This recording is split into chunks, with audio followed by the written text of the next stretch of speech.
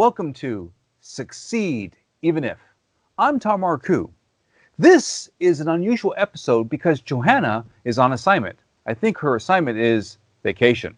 This episode is Succeed Even If your team is struggling and you're not sure what to do.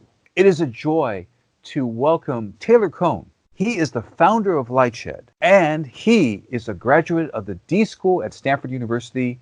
He has a background in mechanical engineering and design. I interviewed Taylor for my book, Convince Investors to Fund You. He has even lectured at Stanford University. Welcome, Taylor. Thank you very much. Excited to be here. I am so glad that you're going to share with us really valuable methodology. Why don't you bring us right in? Is there something you really hone in on when you're working with a team? Yeah, so the first step that's helpful to get clear on is, if a team is stuck, if they're struggling, to kind of ask the question, are they stuck on product? Are they stuck on process? Or are they stuck on people?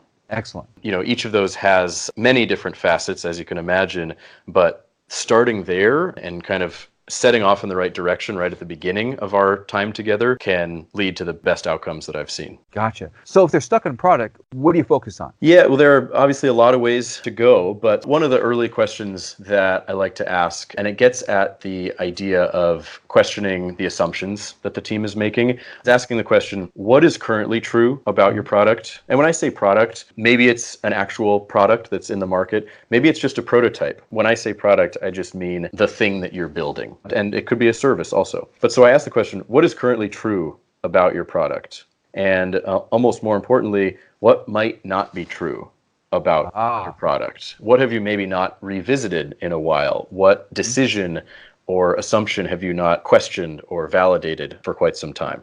Got it. Now, do you have an example of this? I have a personal example from actually one of my early design projects back from actually when I was a student and then continued after I was a student. It was actually an engineering project in Cambodia, and I won't go into all the details of what it was, but it was essentially a fertilizer applicator for rice farmers in Cambodia. And we put about 6 to 7 months of work into this product based on some time in the field, some time talking with our international partner, and lots of time talking with users and working with users, and then a lot of time prototyping in our shop. And what we realized after those 6, 7 months when we came back to actually test our sort of V1 prototype in the field was that it had totally failed. And when we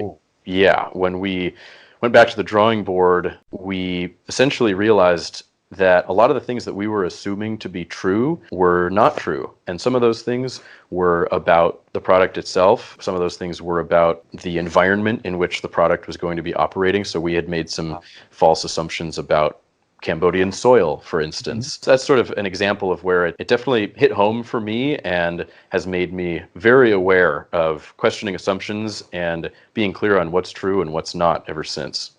Got it. Yeah, no, I'm with you. Now I'm interested in process. So if a team's stuck on process, I like to just start right at the beginning and ask the question, are we as a team clear and aligned on the process we're using?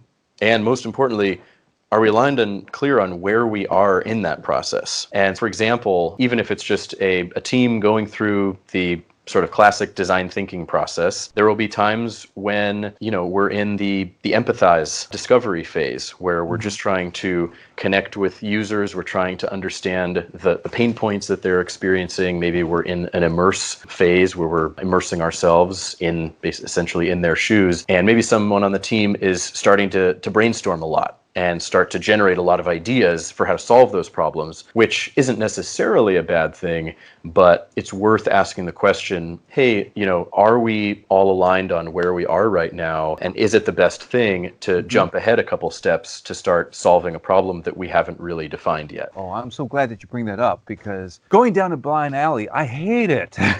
If I'm with a team and if we lose time because we were fumbling, as opposed to we were discovering and we were searching, I always like to say, how can we make this process better? I am not a person who wants to look back and say, okay, where's the blame? No, it's always about, okay, from this moment forward, how do we make this process better? How do we avoid that mistake? Absolutely. I'm sure that the different teams I lead now and I've led before, I'm certain that my value on being careful with time is probably very clear to those team members.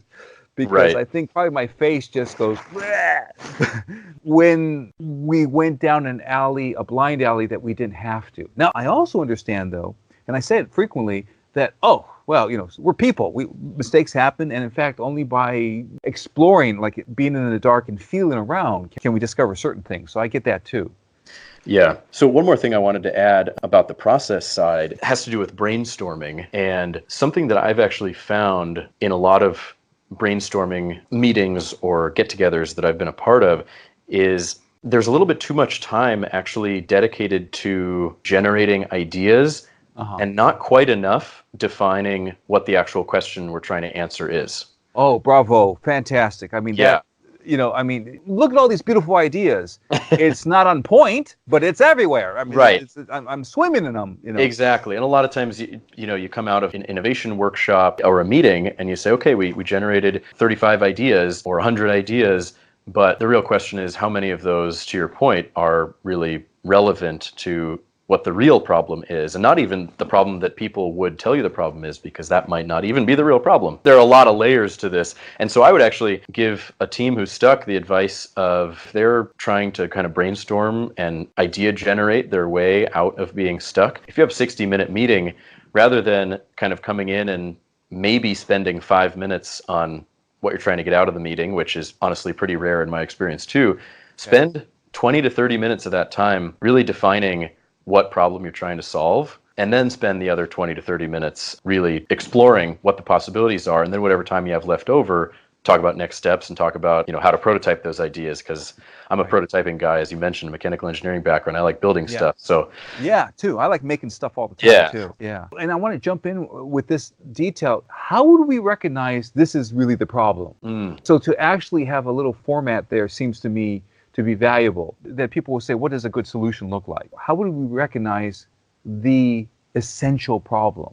Because many times we think we're talking about the problem, but we're not. Now, in my work as a spoken word strategist, I'm always talking about having people connect and make things compelling. And often things are not compelling because we're not talking about the real issue. Exactly. And I would say the exact same thing. I would say, first off, if the team is not invigorated and inspired by the problem statement that you have, in design thinking, we call it the point of view of your user, it's probably not there yet. That's the big piece of it. That there's energy can sometimes be seen as a woo-woo kind of concept, but truly, if the team has a lot of energy around a problem statement, it's a good sign. Oh, okay. The other thing I would say, too, is if it's something that's obvious, if it's something that you sort of knew before you started your design work, you're not there yet. Wow. Excellent distinction. I appreciate that. Now we're at the people part of the product process people. So share something, please. When it comes to the people side of things, I would ask, obviously there's a lot on the people side that could be keeping your team struggling. But a lot of it, to me, structurally comes down to involvement. So I would ask the question, is everyone involved in this situation who needs to be? And importantly, the flip side of that, is anyone involved in this situation who maybe need not be? Okay. Yeah. No, that's true. My background also includes being a feature film director. I don't want any non-essential folks on that set. Right. They're just in the way. And not only that, though, but because they know that they're not essential, they feel bad. And that creates bad feelings. So we need them somewhere else. Exactly. It can be a waste of resources in startups where people power, human power is critical. Right. So I am so thrilled about what you shared here. I certainly am going to listen to this multiple times and take some notes. This has been excellent. So do you have one more detail for us there, Taylor? Yeah, I think just to kind of close with how we began, of anytime a team is stuck, I like asking, and I would encourage the team to ask themselves, are we stuck on product, process, or people? Excellent. So, Tom, what was one thing that you're taking away from our time together? Well, I'm taking multiple things away, but I'm just going to pull one thing that's top of mind. What I get from our conversation that really shakes me up is the idea, are we focused on what is true, and are we aware of what might not be true? I think that's the essence of getting anything done with value. Definitely. Well, I would love for you to share, how can people connect with you? Well, you can follow me on Twitter at Taylor J. Cohn. And then if you want to just shoot me a direct email, taylor@lightshed.co. Excellent. Taylor@lightshed.co. Thanks so much for all that you have shared with us, Taylor. This has been terrific. I want to thank everyone who's listened to this program, and we definitely appreciate you devoting some time with us, and we're so glad to be bringing these programs to you. Be well.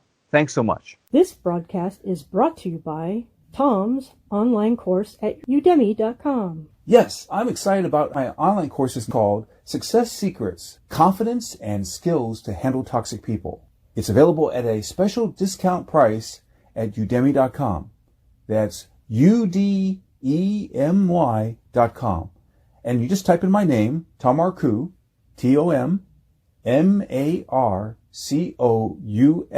and you add the words Success Secrets, and you'll find the course. Thank you. Click to subscribe to this channel. And then you'll be supporting Johanna, me, and our message. Tom helps people in other ways. As a spoken word strategist and executive coach, I help people really connect and get yes. I help them with their speeches, pitches, video marketing, and networking. And I help them prepare for that crucial life-changing meeting. As you're ready to go to the next step, see special videos, find out about my books and coaching at getthebigyes.com/next step. And so remember, Perform at your best with words, strategy, and rehearsal. for your success.